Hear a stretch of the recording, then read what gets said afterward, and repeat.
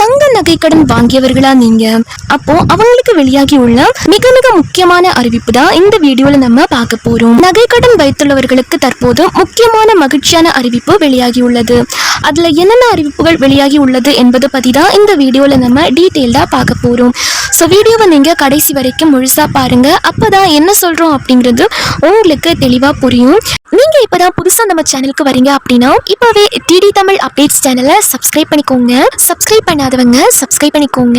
And கூடவே பக்கத்துல வர பெல் ஐகானையும் கிளிக் பண்ணி ஆல் அப்படிங்கிற ஆப்ஷனை செலக்ட் பண்ணிக்கோங்க. ஸோ அப்பதான் அனைத்து புதிய தகவல்களுமே உங்களுடைய மொபைலுக்கு உடனுக்குடனே நோட்டிபிகேஷனா வந்து சேரும்.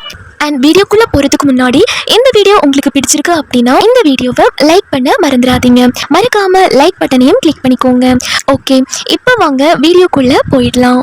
வங்கி மற்றும் நகைக்கடன் வழங்குவதில் நிதி நிறுவனங்கள் நகைக்கடன் வாங்கியவர்கள் முழு தொகையும் செலுத்த முடியாமல் வட்டி மட்டும் செலுத்தும் வசதி, அசலை கட்ட முடியாமல் நகை மீட்க முடியாத நிலையிலிருந்து வந்த நிலையில் அவர்கள் பயன்பெறும் வகையில் புதிய சலுகை இந்திய ரிசர்வ் வங்கி கொண்டு வர உள்ளது. அந்த புதிய சலுகையின்படி வீடு, வாகனம், கட்டணம், கடன் போலவே இஎம்ஐ எனப்படும் மாத தவணை முறையில் விரைவில் நகை கடனுக்கு கொண்டுவரப்பட உள்ளது. நகை கடையில் வட்டி மற்றும் அசலை கணக்கிட்டு இஎம்ஐ அதாவது மாத தவணை திருப்பி செலுத்த வசதியை ஏற்படுத்த வங்கிகளுக்கும் நகைக்கடன் நிறுவனங்களுக்கும் தயாரிக்க வருகின்றனர்.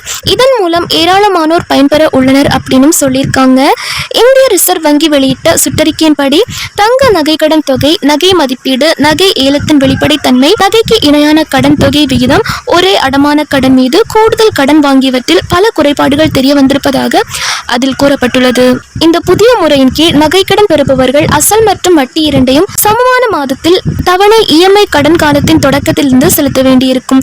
தங்க கடனுக்கான லோன் வாங்குவது குறித்து வங்கிகள் மற்றும் நகைக்கடன் வாங்கும் நிறுவனங்களுக்கு நிதி நிறுவனங்கள் ஆலோசித்து வந்தன. இதனைத் தொடர்ந்து நகைக்கடன் வங்கியில் புதிய வசதியாக இஎம்ஐ திட்டத்தை அறிமுகம் செய்ய வங்கிகள், நகைக்கடன் நிறுவனங்கள் நடவடிக்கை எடுத்துள்ளன. அதன்படி பெறப்பட்ட நகைக்கடனுக்கு வட்டி மட்டும் கட்டாமல் குறிப்பிட்ட காலத்தை சேர்த்து வங்கிக்கான அசலையும் கூடவே அசலையும் வட்டியையும் மாத தவணை போல் கட்டணும் அப்படின்னு சொல்லியிருக்காங்க.